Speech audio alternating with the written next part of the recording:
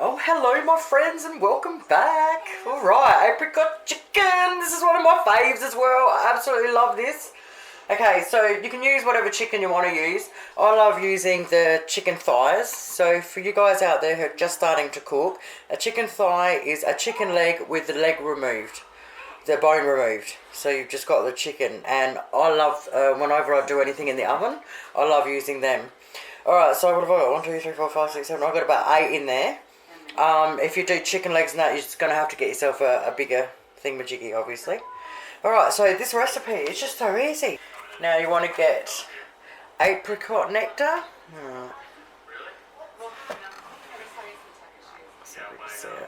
Alright, so you want to get an apricot nectar. You want to go find yourself one. This is a litre one. I don't know how much of it you use, not really that much.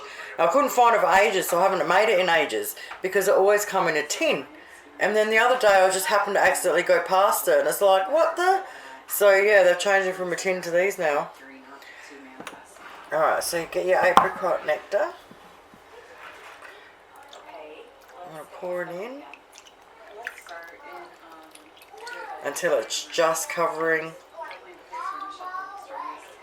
not quite covering it, because we're going to put it in first with alfoil on, and then once we take the alfoil off after, we'll add more to it then when it's evaporating. Alright, then the next thing you need is French onion soup mix. Just a packet powdered French onion soup mix. And you want to sprinkle a little bit of that evenly over the whole thing. Just nothing major, just sprinkle.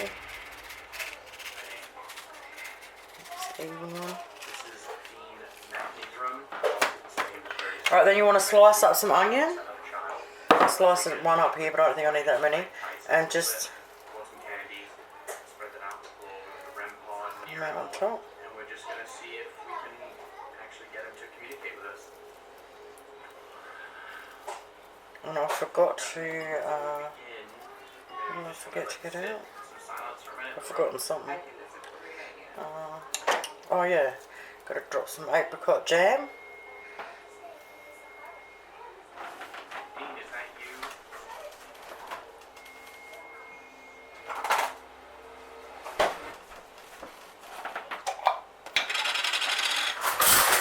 Sorry, I thought I was all sorted, but obviously not. Alright, just a little teaspoon there. Little teaspoon there. I reckon about 3 teaspoons. Just gives it that real deep apricot. I won't make it 4 for good luck. Yeah, it's really nice of it. Alright, then you just want a bit of salt and pepper on it. And then put it in the alfoil over the top, or a lid if you've got a lid one. And put it in your oven. First 40 minutes is up. So you want to take your alfoil off. Have a look at it. If it needs a little bit of a top up, give it a little top up. Leave the alfoil off now. Put it on for another 20 minutes. Then in 20 minutes time, have a look at it again. And if it needs a little top up again, top it up again and put it on for another 20 minutes. So all up, we want it on for another 40 minutes and it'll be done. Now, this is the time where I will put my mashed potato on to cook, the spuds on to cook. So it should all be ready roughly the same time. Time's up. It's been another 40 minutes. It's looking gorgeous. So I've grabbed that out. I've just pulled mine out now because I didn't want to stick it under there while it's full steaming and you can't see it. But you want to leave it in there till the last minute. So hopefully you've done your mashed potato by now. And now we're going to get on to the thickening. So I get 1 cup of water. I put 1 heaped spoon of nurse's corn flour.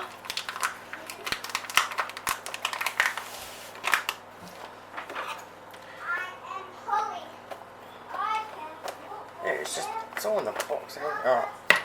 1 heaped spoon of that. What a mess. Mix that in. And then get your instant gravy, whatever instant gravy you use. Oh really? That just went everywhere. So I use this one, a Maggi rich gravy, but yeah, whatever your instant mix is that you got, and put 2 heaped spoons in there.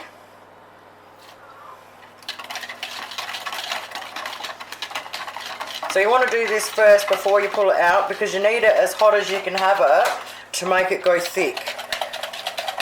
So I'm hoping mine's still hot enough. Alright, so Beat the shit out of that.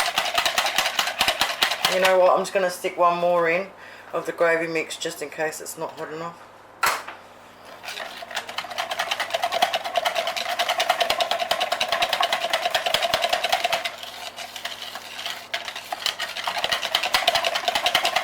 Alright. In my head that went quicker.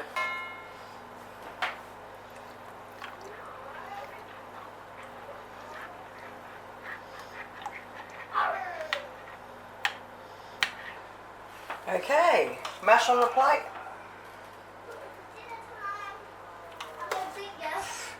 Dinner be ready in about 3 minutes. I know.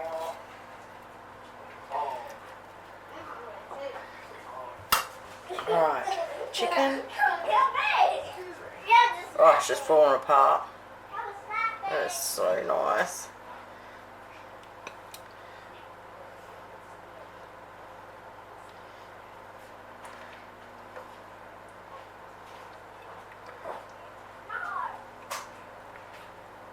Oh yeah, baby.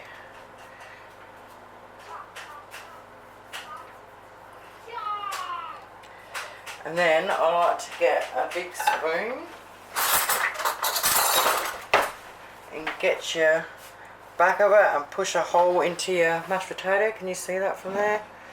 Hole in the mashed potato. And then you want to get your gravy juices and fill it up.